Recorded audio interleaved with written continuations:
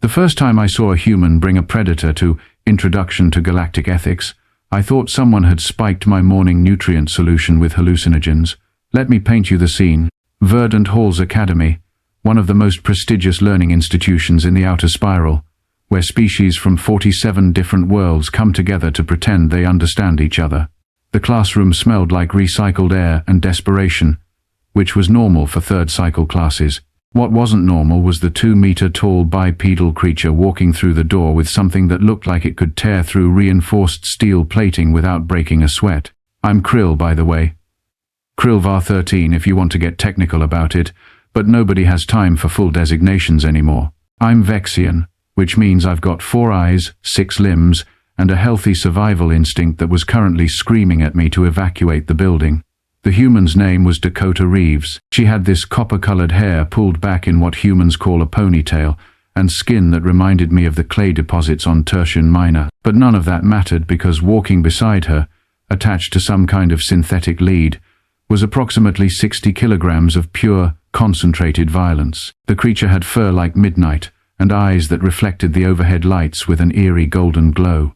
Its shoulders rolled with each step, muscles moving under that dark coat like industrial machinery. 4 paws, each probably equipped with retractable claws that could fillet me faster than I could scream for security. Dakota walked to an empty seat in the 3rd row, right next to where I was very much regretting my choice of seating. The predator, which I later learned humans call a panther, though this one apparently had a name like it was someone's companion rather than a walking death machine, moved with her like they were connected by more than just that lead. Professor Milon Tav, our instructor, was a heptarian with more academic credentials than sense. He looked up from his datapad, blinked his 3 eyes in sequence, and his facial chromatophores went from calm blue to alarmed orange in about 2 seconds. "Miss Reeves," he said, his voice climbing half an octave. "What? And I cannot stress this enough. What is that?" Dakota settled into her chair like she hadn't just committed what had to be 17 violations of station safety protocols. The predator, because of course it did, sat right beside her, not at her feet like a normal creature companion. Beside her, at eye level with those of us trying very hard not to panic. "This is Nyx," Dakota said, and I swear there was amusement in her voice. "She's my emotional support animal." Emotional support animal. The creature that could probably take down a Morphelian battle drone was for emotional support. Professor Milon Tav's chromatophores cycled through confusion yellow, panic orange, and settled on bureaucratic gray. Station regulations clearly state that predatory species above Class 3 are not permitted in educational facilities without proper containment and sedation protocols. "Nyx isn't a predatory species," Dakota said, running her hand along the panther's head.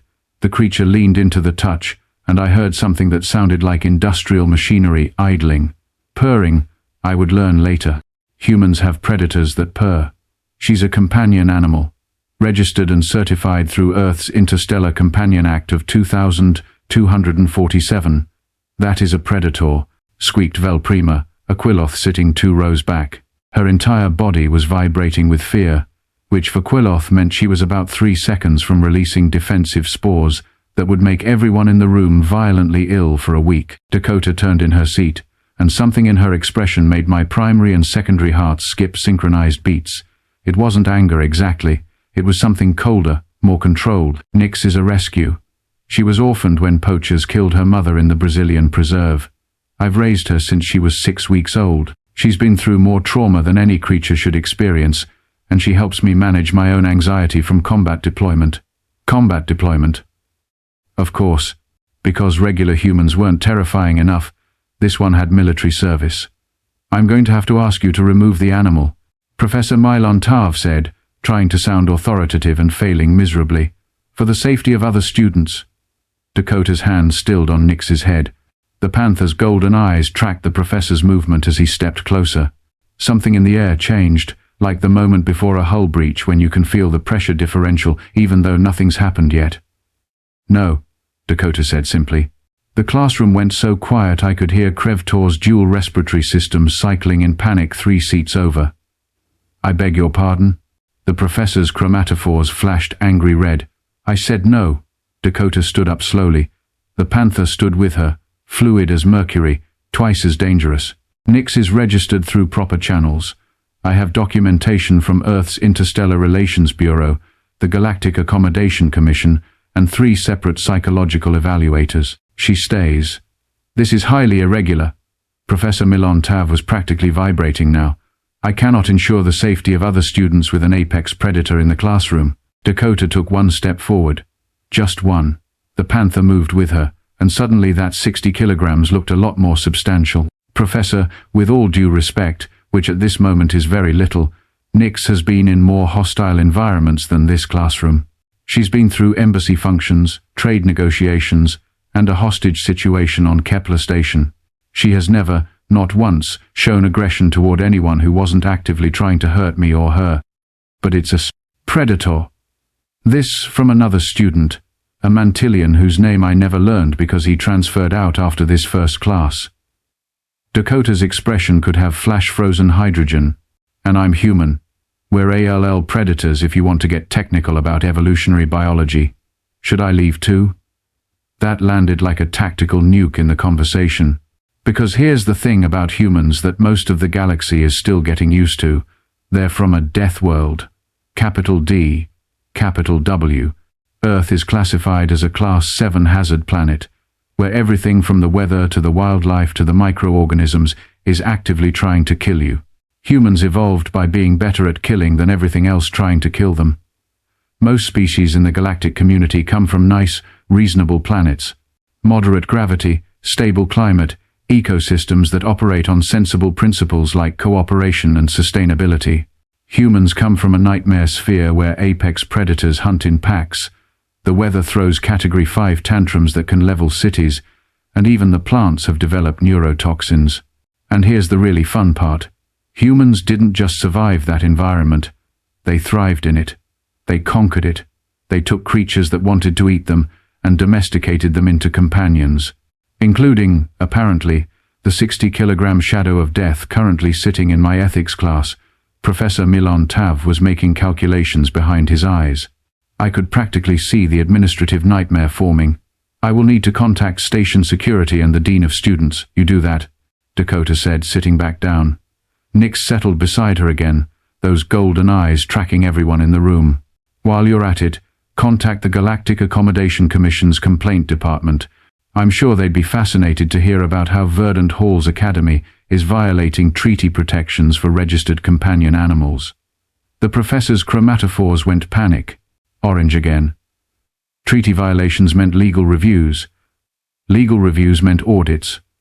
Audits meant funding investigations. Funding investigations meant the board of directors getting involved. Nobody wanted the board involved. Class, he said weakly, please open your datapads to Chapter 4, Ethical Considerations in Multi-Species Commerce. And just like that, we were having class. With a predator sitting 3 seats away from me, looking like violence taking a temporary break, I tried to focus on the lecture. Really, I did. But it's hard to concentrate on ethical framework theory when part of your brain is calculating attack vectors and escape routes. Nyx kept turning her head, tracking movement around the room with the focus of something that had hunted for survival. Every time someone shifted in their seat, those golden eyes would lock on. Not aggressive, just aware. Always aware. Krilvar 13, the professor called, and I nearly jumped out of my exoskeleton. Can you explain the principle of equivalent exchange in trade negotiations? My translator chip was working fine, but my brain had apparently taken a vacation. It's when both parties agree that what they're trading has similar value. Simplified, but essentially correct. Professor Milon-Tav moved on to his next victim, and I tried to remember how breathing worked. Halfway through the lecture, something impossible happened. The predator, Nyx, lowered her head and rested it on Dakota's leg. The human's hand moved automatically, fingers scratching behind those rounded ears, and the panther's eyes slowly closed. It was sleeping. The apex predator was sleeping in the middle of class. Dakota caught me staring. She's nocturnal, she said quietly, like that explained everything. 3rd cycle classes are right in the middle of her sleep schedule. That's why I brought her. She's calmer when she's tired. That's when she's calm, I squeaked. Dakota's mouth curved into something that might have been a smile if it reached her eyes. You should see her when she's playful. Playful. The murder machine had a playful mode. Why? I asked before my survival instinct could stop my curiosity. Why bring her here? To class, I mean. Why not leave her in your quarters? Something shifted in Dakota's expression. The almost smile disappeared. Because I need her, and she needs me. We're a package deal. Where I go, she goes. But she's dangerous. So am I, Dakota said. So are you, potentially. Every species here could be dangerous under the right circumstances. Quilloth have those defensive spores. Mantillions have neurotoxic secretions. Even Vexians have that sonic scream thing you do when threatened. Danger is relative. That's not the same thing, isn't it? Dakota's eyes met mine, and I saw something in them that made me forget about the predator for a moment. Something old and tired and hurt. Nyx was almost extinct because of human activity. We hunted her species, destroyed their habitat, pushed them to the edge of nothing. When I found her, she was starving beside her mother's body, 3 weeks old, barely alive. I fed her with a bottle every 2 hours, taught her to hunt safely in controlled environments. She's the reason I didn't eat my service pistol after my transport got hit by raiders. Oh. Everyone sees the predator, Dakota continued, her voice soft but carrying an edge like quality steel. Nobody sees the survivor, or the companion, or the reason I can get up in the morning without my hands shaking. They just see teeth and claws and something to be afraid of. Nyx stirred slightly, made that industrial purring sound again, and resettled without opening her eyes. She trusts you, I said, because my brain had apparently decided that near-death experiences were great for philosophical insights. Yeah, Dakota said, and I trust her. That's more than I can say for most humans I served with. The rest of the class passed in a blur of ethical frameworks and case studies that I absolutely would not remember because my brain was too busy processing the idea that humans bonded with predators the way normal species bonded with, I don't know, nutrient synthesizers or data management programs. When Professor Mylontav finally dismissed us, half the class evacuated like the hull had been breached. The other half, the ones who were either braver or stupider than average, lingered, casting curious glances at Dakota and her companion. Velprima approached cautiously, her spore sacs thankfully stable. Is it true what they say about humans? That you can't be poisoned by most standard toxins? Depends on the toxin, Dakota said, gathering her datapad. Nyx stretched, all muscle and grace, and yawned. I saw teeth that belonged in a horror documentary. Humans have pretty robust immune systems compared to most species. Comes from evolving on a planet that was constantly trying to kill us. And you really domesticated predators? We domesticated wolves about 40,000 years ago, Dakota said. They became dogs. We've got about 400 breeds now, ranging from tiny companion animals to working predators that help us hunt, protect livestock, and detect threats. We didn't domesticate big cats like Nyx, though. She's a special case. Wild animal rescue and rehabilitation. That's insane, said Krevtor, who had finally stopped hyperventilating. That's humanity, Dakota replied with that not quite smile.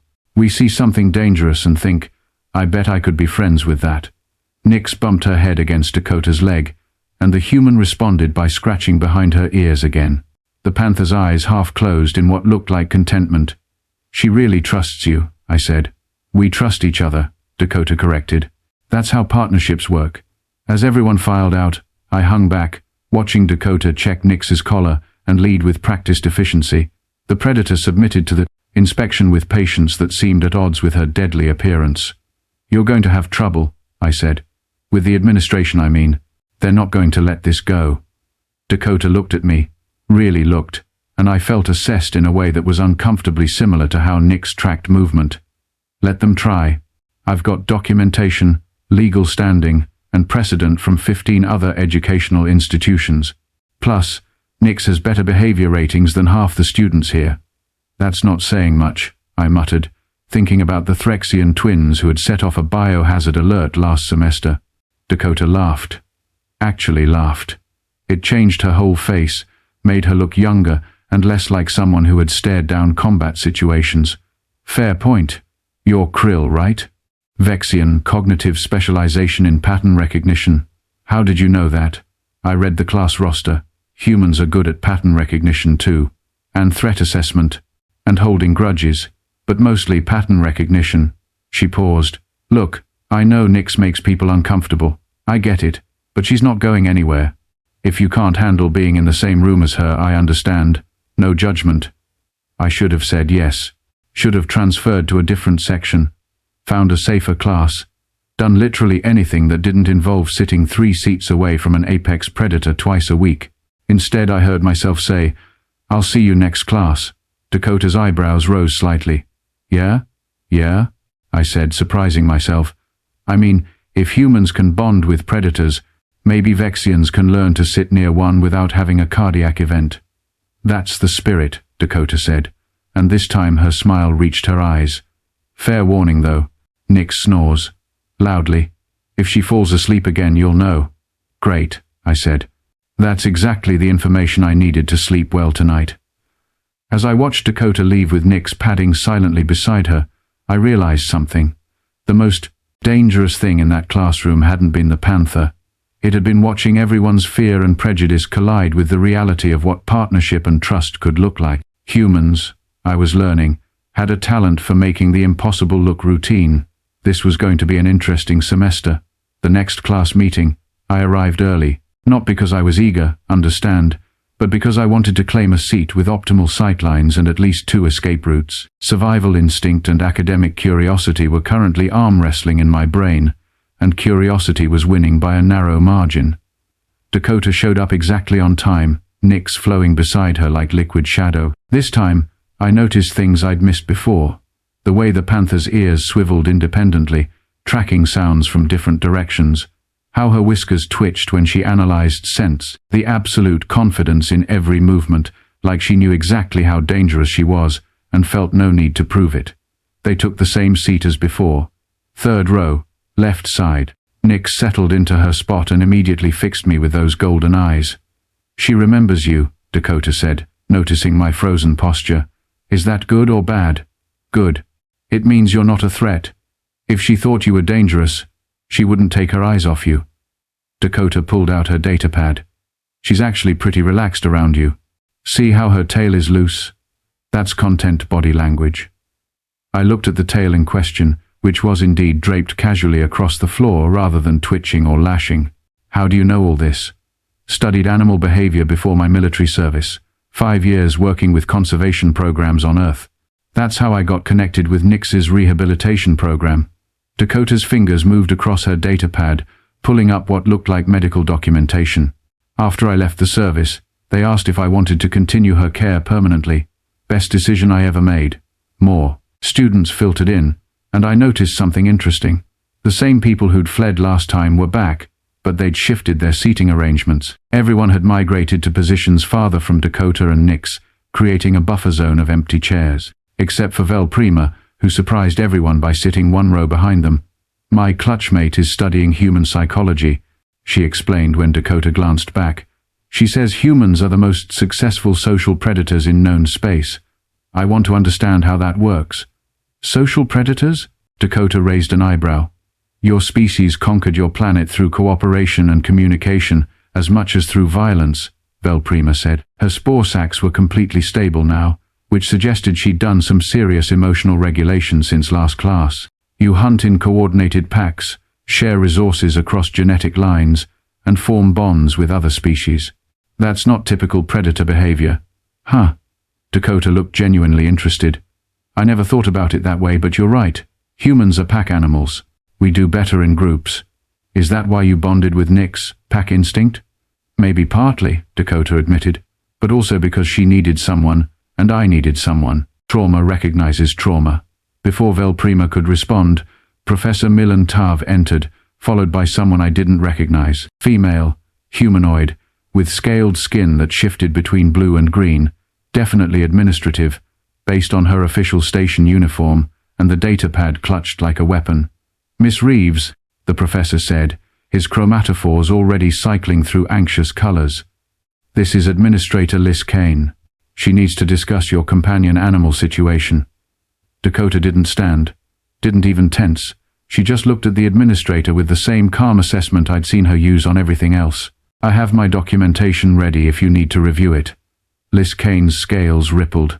This isn't about documentation. This is about safety protocols and reasonable accommodation. While your paperwork is technically in order, The presence of an apex predator creates an unacceptable risk environment for other students. Has Nix threatened anyone? That's not the point. That's exactly the point, Dakota said, and ice formed in her voice. You're making a determination about risk based on species bias rather than actual behavior. Nix has been evaluated by 3 separate behavioral specialists, all of whom cleared her for public interaction. She's been in more high-stress environments than this classroom without incident. What you're doing right now is discriminating against a registered companion animal because she doesn't fit your comfort parameters. Liz Kane's scales flushed darker. I am trying to maintain a safe learning environment. For who? Dakota gestured around the room. Most of the students are back. The ones who were genuinely uncomfortable had the option to transfer sections. Everyone here made an informed choice to stay. You're solving a problem that doesn't exist. The administration has liability concerns. Then your legal department should have flagged this before enrollment. I submitted all required documentation 6 weeks before term started. If there was an issue, that was the time to address it. Dakota's hand rested on Nix's head, and the Panther's ears swiveled toward the administrator. What you're doing now is reactive discrimination, and I guarantee the Galactic Accommodation Commission will be interested in hearing about it. Professor Milon Tav looked like he wanted to dissolve into his chromatophores and disappear. Perhaps we could discuss alternative solutions? A virtual attendance option for Miss Reeves? No. Dakota's voice went flat. I paid for in-person instruction. I'm receiving in-person instruction. With my companion animal, as is my legal right under treaty law. Liz Kane opened her mouth, probably to continue the argument, when Velprima did something unexpected. She stood up. Administrator, I formally withdraw my previous safety concern. After reviewing human-animal bonding research and observing actual behavior patterns, I conclude that Nix presents no elevated risk to classroom participants. Her translator rendered her statement in the formal register, which meant she was invoking official academic standing. Furthermore, this situation provides valuable observational data for interspecies interaction studies. I move that the administration recognize the educational benefit of this accommodation. Krevtor stood next. I second that statement. Also, I looked up Earth predators last night. Did you know humans keep creatures called cats that are basically small-scale versions of that? He pointed at Nix. And they let them sleep in their sleeping quarters. Humans are insane, but their insanity appears to be stable and predictable. That's the most backhanded support I've ever received, Dakota muttered, but I saw amusement flicker across her face. Liz Kane looked around the classroom, calculating political angles. Students supporting the human complicated her administrative narrative. This discussion isn't over, she said finally. I'll be reviewing precedent cases and consulting with legal. You do that, Dakota said pleasantly. I'll be right here, learning about ethical frameworks in multi-species commerce. The administrator left, scales still rippling with agitation. Professor Milon Tav looked exhausted, and we were only 10 minutes into class. Chapter 5, he said weakly. Resource distribution in scarcity environments. Please review the assigned readings. Class proceeded relatively normally after that, if you ignored the apex predator sleeping beside the human in row 3. I actually managed to take notes this time, though I remained hyper-aware of every movement Nix made, which, granted, wasn't much. She slept through most of the lecture, occasionally shifting position or making that rumbling purr sound when Dakota's hand brushed her fur. About 40 minutes in, something changed. Nix's head came up suddenly, ears forward, body tense. Dakota's hand moved to her collar immediately, and I saw the human's entire posture shift into alert readiness. What is it? Dakota asked softly. The Panther's attention fixed on the door. 10 seconds later, alarms started blaring. Emergency protocols, station-wide. Attention all personnel. Hull breach detected in Section 7. Emergency containment activated. All students and staff proceed to designated safe zones immediately. The classroom erupted into controlled chaos. Professor Milon Tav was shouting directions, students were grabbing their belongings, and somewhere in the back, someone was definitely having a panic response. Dakota stood, Nix already on her feet and pressed against her leg. Krill, where's the nearest safe zone from here? My brain kicked into crisis mode, pulling up station schematics from memory.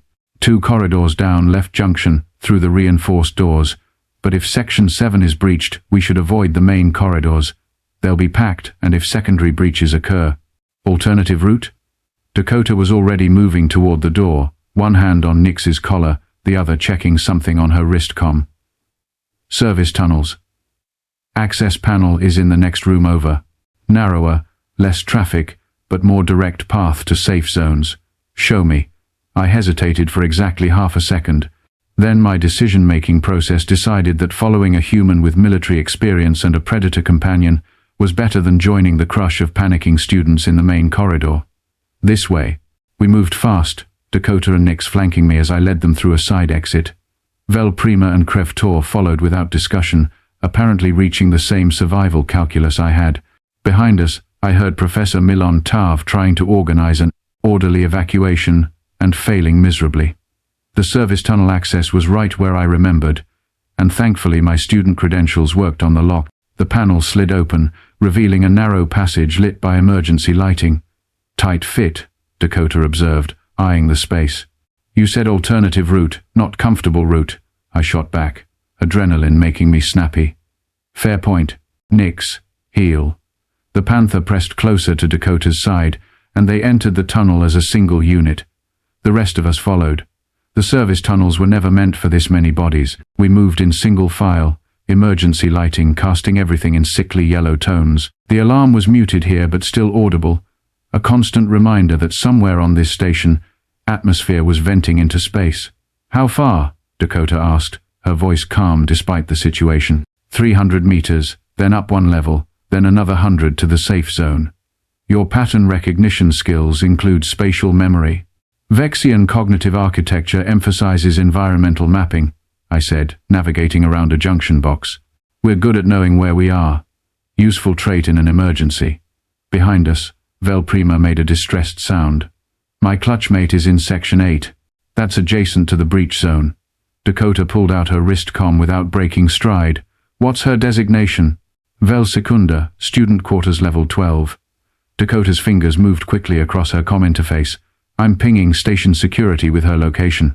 They'll prioritize student quarters in evacuation protocols. You can do that? Military override codes. They don't expire, and station security protocols recognize them in emergencies. Dakota glanced back. She'll be fine. Security is good at their job. We rounded another corner and nearly collided with a maintenance crew going the opposite direction. They took one look at Nix and pressed themselves against the tunnel wall, eyes wide. Safe. Zone is clear? Dakota asked them. The lead technician, a Grellian with too many arms, nodded frantically. Clear and sealed. No secondary breaches detected. Good. Dakota kept moving, and the maintenance crew stared after us like they'd seen something impossible. The climb to the upper level was tight and uncomfortable, made worse by zero-gravity transition zones where the artificial gravity fields overlapped poorly. Nix handled it better than most of us, her claws finding purchase on surfaces that left me scrambling. Your companion is very calm, Krevtor observed, clinging to a ladder rung. She's been through worse, Dakota said. Raiders attacking our transport was loud and chaotic. This is just movement and alarms. She knows I'm not panicking, so she doesn't panic. How did you survive raiders? I asked, then immediately regretted the question. Personal trauma, middle of an emergency, probably not the time. But Dakota answered anyway. They wanted the cargo. We were just in the way. Lost 18 crew members before military response arrived. Nix and I spent 6 hours hiding in an equipment locker while they searched the ship. Her voice went distant. She didn't make a sound the entire time. 60 kilograms of predator, and she stayed absolutely silent because she understood we needed to hide. That's when I knew she wasn't just an animal I was caring for. She was a partner who understood survival. We emerged into the final corridor, and I could see the reinforced doors of the safe zone ahead. Other evacuees were filing through, station security directing traffic and scanning IDs. As we approached, one of the security officers stepped forward, hand moving toward his weapon when he saw Nix. Ma'am, I can't allow a dangerous animal into the safe zone. Dakota didn't slow down. Check your emergency protocols. Registered companion animals are permitted in safe zones with their bonded humans. Section 47, subsection 12. Also, if you pull that weapon, You'll create more danger than you're preventing." The security officer looked uncertain, his hand still hovering near his sidearm. Nix's golden eyes tracked the movement, and I saw her muscles coil slightly. "She responds to perceived threats," Dakota said calmly. "Your hand near your weapon registers as a potential threat. If you want everyone to stay safe, including yourself, step back and verify my documentation." Another security officer, older and with more rank insignia, approached. "Let me see your credentials." Dakota held out her wrist comm. The senior officer scanned it, his expression shifting from skeptical to surprised. "You're Dakota Reeves, the Dakota Reeves from the Kepler Station incident?" "I try not to define myself by one hostage situation, but yes." The senior officer waved his subordinate back. "Let them through. Miss Reeves has proper credentials, and her companion animal has better crisis response training than half our security team." We filed into the safe zone, which was packed with students and staff from multiple departments. People noticed Nix immediately, and a space cleared around us like we carried a force field. "Popular as always," Dakota murmured, finding an empty section of wall to lean against. Nix settled beside her, watchful but relaxed. I sat down nearby, my legs suddenly deciding they were done supporting my body weight. That was terrifying. "That was Tuesday," Dakota corrected. "Terrifying is when the alarms mean something is actively trying to kill you, not just a containable systems failure." "How do you stay so calm?"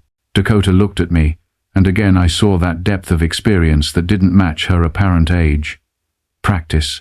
Lots and lots of practice at things going wrong." She scratched behind Nix's ears. "Also, having someone with you who trusts you completely helps. If I panic, she panics. So I don't panic." Vel Prima had her comm out, relief evident in her posture. "My clutchmate is safe. Security got to her quarters before any danger reached her section." "Told you," Dakota said. "Station security knows their job." The all clear came through about 30 minutes later. Hull breach contained, no casualties, minimal damage. Everyone could return to their quarters or continue with scheduled activities. The crowd began filtering out, but our little group stayed put for a moment. "Thank you," Vel Prima said to Dakota, "for helping with my clutchmate's location." "No problem. That's what people do in emergencies. Help each other." "Is that a human thing?" Krevtor asked. "The helping in crisis situations?" "It's a people thing," Dakota said. "Or it should be. Humans just tend to be loud about it." As we made our way back toward the academic levels, I found myself walking beside Dakota and Nix. The Panther's golden eyes swept the corridor constantly, but she seemed less tense now that the emergency had passed. "You're good in a crisis," I observed. "I'm functional in a crisis," Dakota corrected. "There's a difference. Good implies I enjoy it. I don't. But I can work through it without falling apart, which is better than the alternative." "Is that why you have Nix? For the crisis moments?" Dakota was quiet for a few steps. "I have Nix because we saved each other. I gave her a chance to live when she was dying. She gave me a reason to live when I was thinking about not continuing. Everything else, the crisis management and the companionship and the statement about human-animal bonding, that's all secondary to the fact that we needed each other to survive." Back in the academic building, students were gathering in clusters, processing the emergency and swapping stories. Several people approached our group, curiosity overcoming caution. "Your companion really didn't panic," a Threxian student said, staring at Nix. "My roommate completely lost cohesion during the alarms. How is a predator calmer than a sapient being? Training, trust, and temperament," Dakota said. "Nix knows I'll keep her safe, so she focuses on what I need rather than reacting to chaos. It's not that she's not afraid. She just prioritizes partnership over panic. Could any predator do that? With the right bonding and training? Maybe. Humans have been developing partnerships with predators for thousands of years. Dogs, horses, even birds of prey. We're good at building trust across species lines." "That's actually impressive," the Threxian admitted. "Terrifying, but impressive." By the time we made it back to the ethics classroom, word had spread about our emergency evacuation route. Professor Mylon Tav was there, looking frazzled but intact. "Miss Reeves," he said, his chromatophores settling into relieved green. "I understand you helped several students reach the safe zone efficiently." "Krill did the navigating," Dakota said, gesturing at me. I just followed someone with better spatial memory than me. I felt my face heat with unexpected pride. Vexian cognitive advantages. Well, regardless of who did what, thank you. All of you. The professor looked at Nix, who was investigating an interesting scent near the doorframe. Your companion performed admirably under stress. She's had good training, Dakota said, and motivation to protect her pack. Her pack being you? Her pack being anyone she's decided is worth protecting. Dakota's expression softened as she watched Nix. Panthers are solitary in the wild, but Nix was raised with humans. She thinks we're all just weird, furless panthers who need looking after. That got a laugh from several nearby students, and I noticed something shift in the room's atmosphere. The fear hadn't disappeared completely, but it had transformed into something else. Respect, maybe.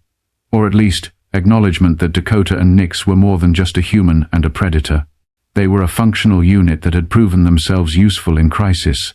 Administrator Liz Kane showed up, 20 minutes later, her scales still that agitated dark color. She looked at Dakota, then at the cluster of students nearby, then at Professor Milan Tav's relieved expression. I've reviewed the legal precedents, she said stiffly. Your documentation is in order. The companion animal may remain. Dakota nodded. Appreciate the confirmation. However, Liz Kane continued, I will be monitoring the situation closely. Any incident, any sign of aggressive behavior, and this accommodation will be revoked immediately. Understood, Dakota said, though I should mention that the only aggressive behavior Nix has shown was in response to a security officer reaching for his weapon. Might want to brief your team on proper protocols for approaching registered companion animals. The administrator's scales rippled with irritation, but she couldn't argue the point. She left without another word, and Professor Milan Tav looked like he might actually collapse from relief. Right, he said. Let's try to finish this week without any more station emergencies or administrative conflicts. Next class, we'll discuss resource allocation ethics. Please complete the readings. As everyone dispersed, I found myself hesitating near Dakota and Nix. The Panther was stretched out on the floor, apparently done with the day's excitement and ready for another nap. Question, I said. Dakota looked up from her datapad. Answer. Why stay? You've got to know this is going to be a constant fight. The administration, the other students, people being afraid. Why not transfer somewhere else? Somewhere that's already adapted to human companion animal situations. Dakota was quiet for a moment, her hand resting on Nix's side. Because running from discomfort doesn't solve anything. Someone has to be first. Someone has to push boundaries and establish precedents. Otherwise, nothing changes. She smiled, and this time it was genuine and warm. Besides, I met some interesting people here. A Vexian with excellent spatial memory, a Quailoth studying human psychology, a Heptarian who makes good points about pack behavior. That's worth fighting for. We're your pack now, if you want to be, Dakota said simply. That's how humans work. We collect people, build communities, create families out of whoever's willing to stand with us. Biology is optional. Loyalty is what matters. Nix made a sound, something between a purr and a grumble, and rolled onto her back. Dakota laughed and rubbed the Panther's belly, and I saw the absolute trust between them. No fear, no hesitation, just partnership. I'll see you next class, I said. Looking forward to it, Dakota replied. As I left the academic building, I realized something. The most dangerous thing on this station wasn't the hull breach or the apex predator in the classroom. It was the way humans could make you rethink everything you thought you knew about survival, partnership, and what it meant to trust someone completely. Dakota Reeves had brought a predator to class and turned it into a statement about courage, accommodation, and the power of bonds that transcended species. Humans were absolutely insane, and somehow I was starting to think that might be exactly what the galaxy needed.